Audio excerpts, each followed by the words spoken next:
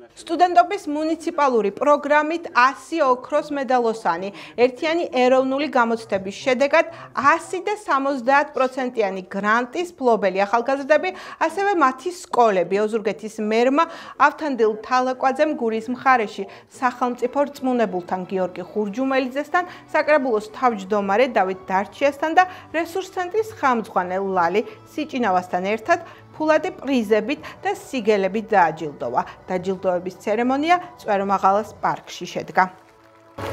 ოზურგეთში წვერმაღალას პარკში ჩვენ შევხვდით ახალგაზრდებს, რომლებმაც ჩააბარეს სხვადასხვა სასწავლებლებში მიიღეს სახელმწიფო გრანტები და ასევე დამატებით ოზურგეთის მერიიდან გადაეცათ სხვადასხვა ჯილდოები.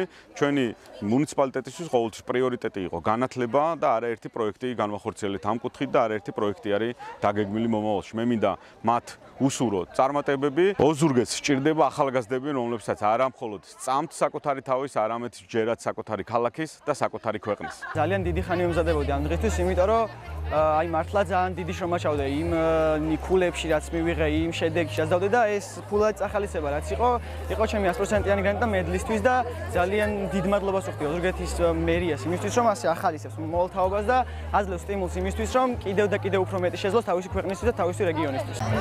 დღევანდელი დღე იყო ერთ-ერთი ყველაზე მნიშვნელოვანი ჩემს ცხოვრებაში, ყველაზე მნიშვნელოვანი და სამახსოვრო და მინდა მადლობა გადავუხადო ოზურგეთის მერიას, რომ მსგავს შესაძლებლობას აძლევს მოსწავლეებს და მომავალი თაობისთვის მოტივაცია და სტიმული იყო ეს დაჯილდოება, რომელიც წარჩინებული ჯილდო, რომელიც ჩემთვის წარჩინების ნიშანია და მომავალი თაობისთვის სტიმულისა და მოტივაციის მიმცემი. ცხოვრების ახალი ეტაპი იწყება ჩვენთვის და ამისთვის ძალიან დიდი მადლობა მინდა გადაუხადო ჩემს სკოლას, ოზურგეთის ნომერ 2 საჯარო სკოლას, ჩემს პედაგოგს და დირექციას იმისთვის, რომ ყოველთვის გვერდში გვედგნენ და წარმატებისთვის გვიადვილებდნენ ახალ გზას.